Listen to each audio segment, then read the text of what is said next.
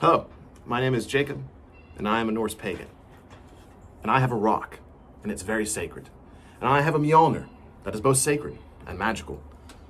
And I have this pen, which means nothing to me. So what is the difference between these objects? What makes something sacred or magical, or mean nothing? This is what I'm going to explore today in this video.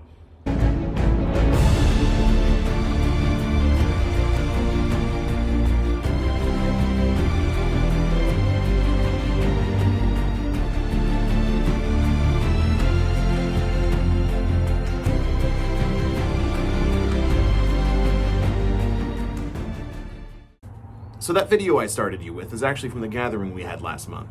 And one of the things we did was we went into the woods and we were just going to take a hike, but all of a sudden we all started finding objects. We all started finding, rocks, stones, pieces of bark, plant life, and, even antlers. And we brought them back and put them around the fire, and we all kind of standing around looking, and it's like, oh, we are all definitely kindred because we all went into the woods and all found something, and these became our sacred objects for that evening. But what made those objects sacred? One of those objects was this rock. It wasn't mine, but someone found it, I think in the creek, maybe. But it had a lot of moss growing on it, still has a little bit.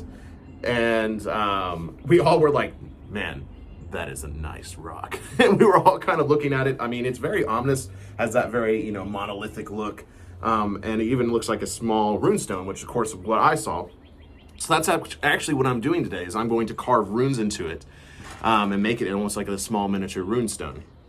But why is this rock sacred? Why is it different than any other rock? And why is any object that we consider sacred, sacred? And actually, I believe my time as an artist and my time in art school actually taught me this.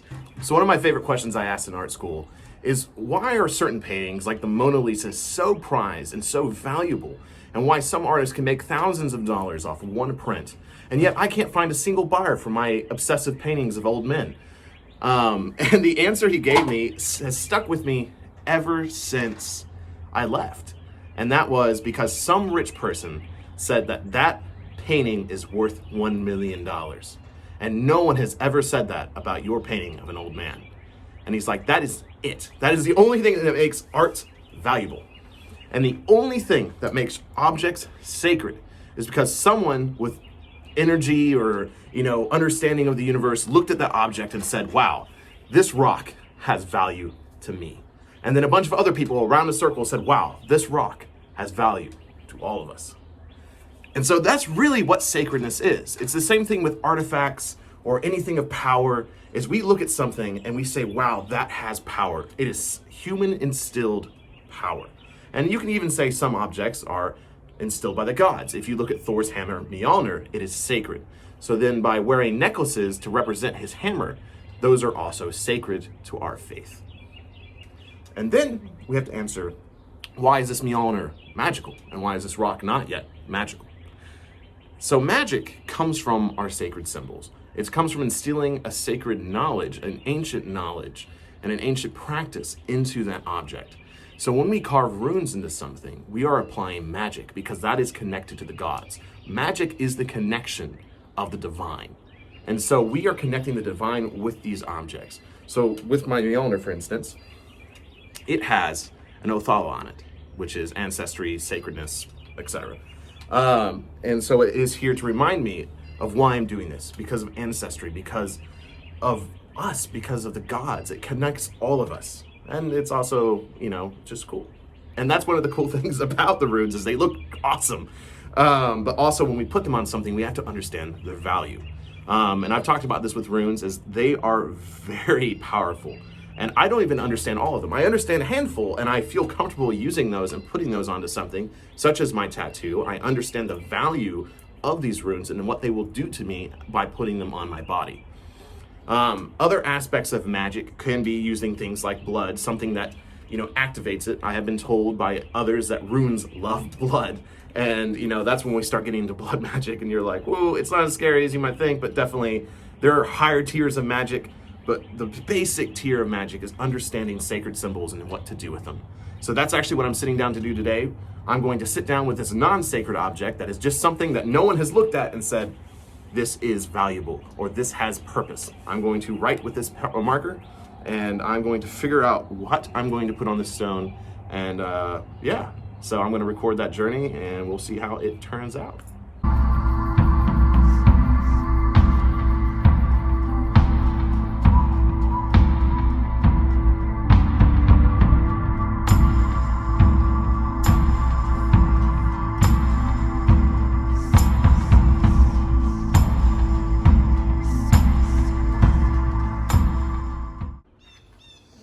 All right, just to go over this just a little bit, what I'm going to carve into this. Primarily, this is the rune of new energy, is what I created for the person that found this rock, to just represent renewal and the convergence of a new being, of a new existence. So the primary rune is Fehu, just for a wealth of experience. And then you have Swilo, the rune of energy, which I'm very close with. And then there's also a Dagaz in there as well, which Dagaz is a very important rune because it just represents the end of something, and the renewal of life. Because every day the sun rises, but it also must set. So what is given must also be taken away. So I actually forgot a rune and I just added it. So there is actually a Wraitho in there for Journey as well. But this room was very interesting because I created on Yule. We were talking about this person's experiences, and throughout the night, I let runes come to me, and these are the runes that came to me. Down here, this is the Celtic symbol for what I could find as the sacred feminine, or the Morrigan, because the person who wanted this stone carved is a practitioner of the Morrigan as well as the Norse gods. I did put in the younger Futhark, what is given must return. And just like the Dagaz, what must rise must also fall, because this is a rune of balance. It's a rune of energy and the fact that all things have balance. And I feel like all of these components do create that. I try to preserve the moss because this actually, this moss has been very well preserved. So hopefully it stays like that. But I wanted to maintain the form of the rock as much as possible. Let's see if we can get this here. So it will be displayed like that, sitting up. So yeah, I feel like this is a pretty decent first start for a runestone. As always, I'm learning, so I'm going to be making bigger and bigger runestones, and hopefully we have a bunch of these like 6 feet tall at the hall one day, because that'd be super cool. But yeah, I'm gonna get carving. I'm gonna be using a Dremel, so it's gonna be loud, so I'll just put it on time lapse, and we'll see how it turns out.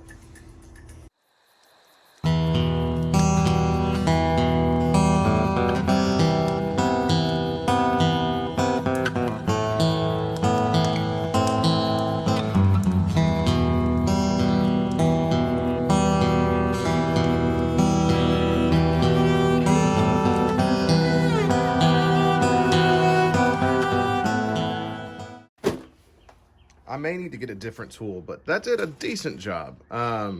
This is the first time I've ever carved into rock, so that was an interesting experience. I definitely feel like I need to get a different either bit for the Dremel, or I just need to get some tools to actually get in there, because like this swirly bit gave me a lot of problems. But I actually really like how the top rune turned out. I may go over this again, and I may actually paint it. I'm sad the moss is gone, so I may actually get some paint, or maybe just even go through with the not so important marker and accent some things, because there's certain areas that are still accented from where I traced, and those actually turned out pretty cool. I also think this rock is important because there is actually several different types of rock or mineral in here. There's definitely some, I think the orange bit's probably what, sandstone, I don't know much about. I mean, Kentucky dirt is all orange, but then you got some more mineral bits as well. So this rock is definitely important as far as like minerals and whatnot. But yeah, I might continue to work on this, but yeah, I'm putting magic into this rock, and also I'm putting effort, so it's giving it more meaning. So now this rock is both sacred because it means something to someone who understands all of this. It also now has magic because it has sacred symbols that are thousands of years old. We may not even know the true origins of these. But yeah, I hope that gave you a decent rundown of the difference between sacred, magical, and just normal everyday objects.